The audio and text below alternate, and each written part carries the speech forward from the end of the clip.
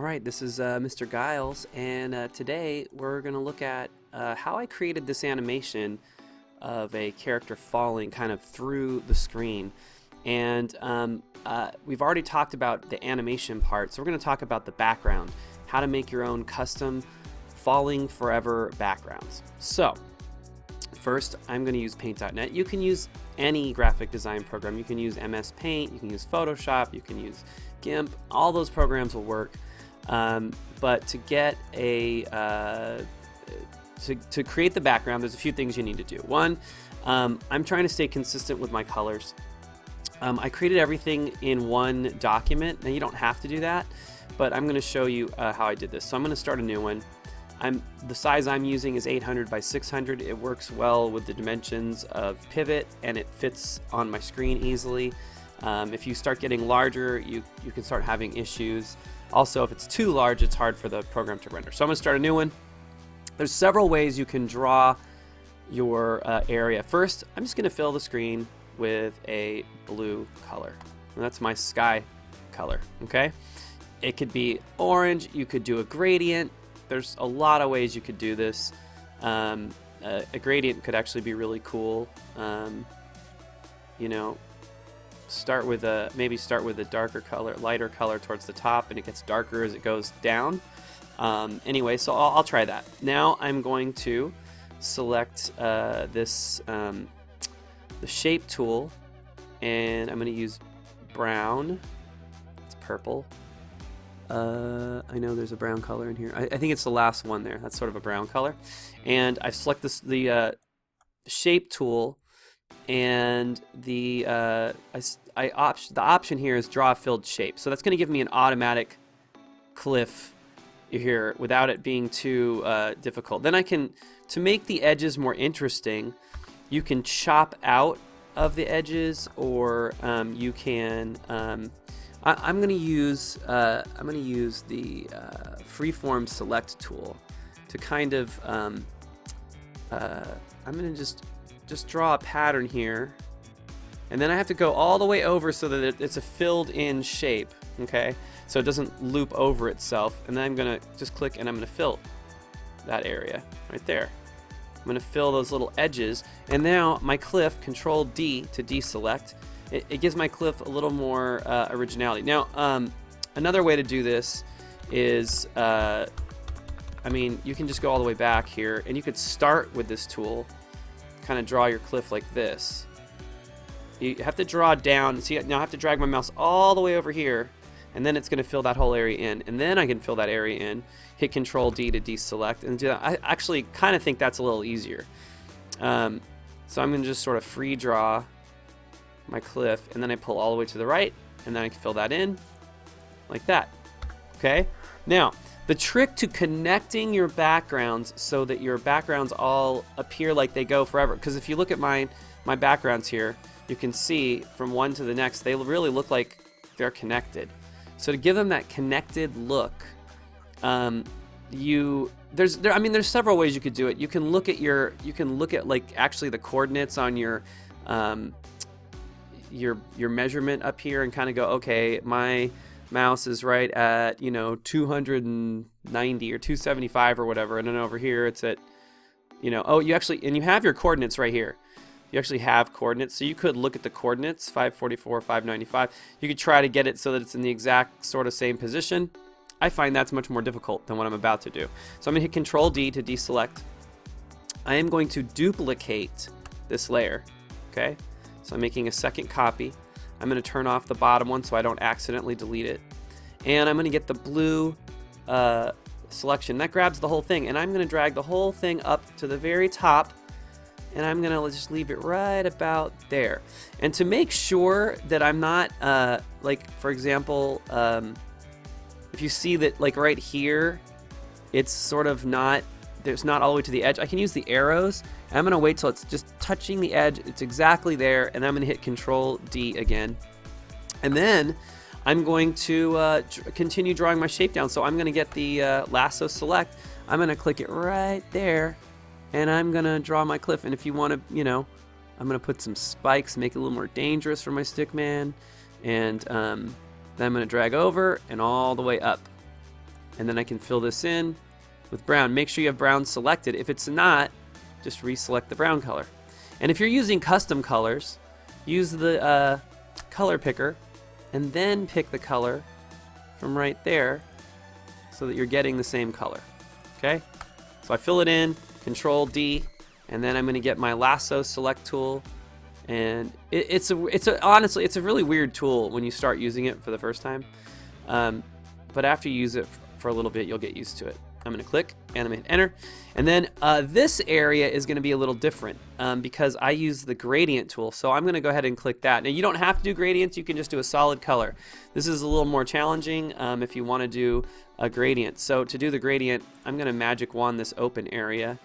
And then I'm going to, I might increase the tolerance just a little bit. And I'm going to pick that. I already got that blue color. I just picked it. Okay. So then I'm going to get the gradient tool, and I don't remember. I think I went this direction. Yeah, it's gonna be weird. It's gonna be weird if I do that. I don't know. I'm gonna try that, or I may just fill it with blue. You choose. It's up to you. Control D to deselect. There we go. So there's my second one. There's my second background. Now I'm gonna do a. So I'm gonna name these BG1 or Falling Forever 1, FF1, okay? And then this next one is FF2. Okay, you double click on a layer to name it. Okay, so I'm gonna do the same thing. I'm gonna duplicate the layer. So I just made a duplicate of FF2. I'm gonna turn off the last one. I'm gonna rename this one right now. I'm gonna call it FF3 so I don't forget. And I'm gonna take the blue arrow and make sure that if you have the selection on the screen, you have to hit Control D to deselect. I'm gonna move this whole thing up. Okay, I'm gonna move it all the way up, almost to the top, and I'm going to use my arrow keys to make sure that on the edge of the screen it is not in there, and I'm going to hit Control D so it's like right to the edge. And then I'm going to draw the shape. So here it goes. I'm going to draw my shape again, and this time I'm going to make it like open up down at the bottom here, and I'm going to pull back up. Okay, and I'm going to fill that in with the brown color that we started with right here. Okay, and then on this side, get the lasso tool again, drag down. We're going to open it up so that it opens up at the bottom. And I missed that spot there, so I'll get that in a minute. In fact, I can use my paintbrush. Here's the paintbrush tool. Hit Control D. I'm going to make my paintbrush a little bigger. And I'm going to use that to paint that corner in so that it's nice and even. Okay, and then I'm going to fill this with the blue color. So I'll get the blue. Here's the blue paint bucket. Fill it. I might even cover that up because I'm using that color blue and not the gradient this time. So there's my third screen. So you can do this on and on and on and make as many as you want. In my class, I'm asking my students to make 4 or 5 at least.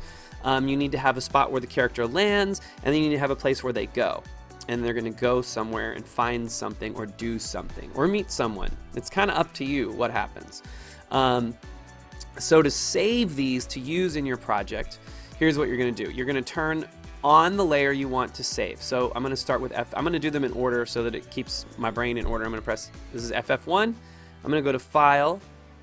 In fact, just to be safe, you should save this as a Paint.net file and call it let's see, Falling Forever Cliffs.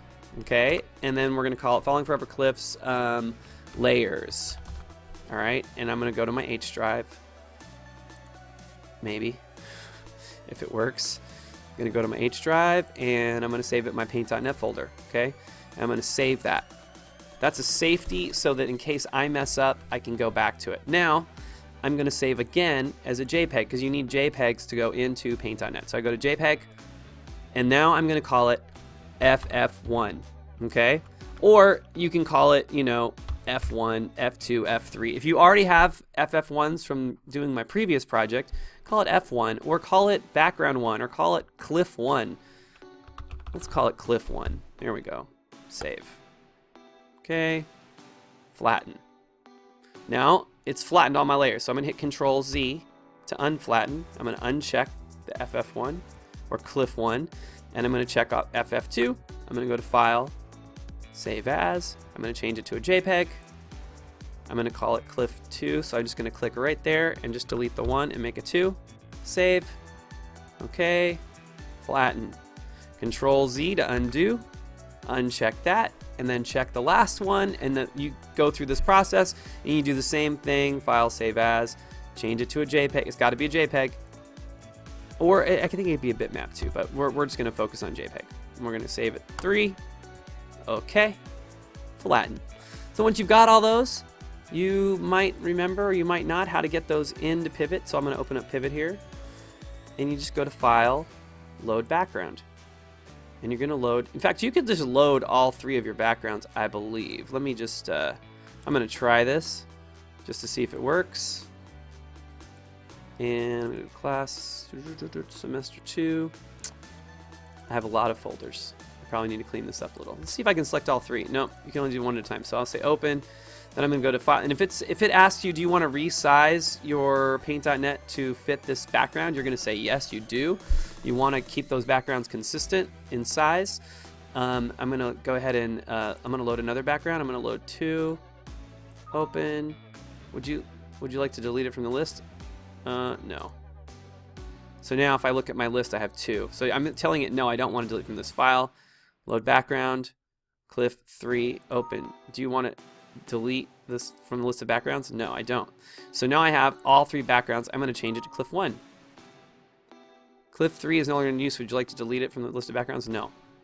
Keeps asking me if I want to delete it. I don't want to delete it. So I've got my background. I can I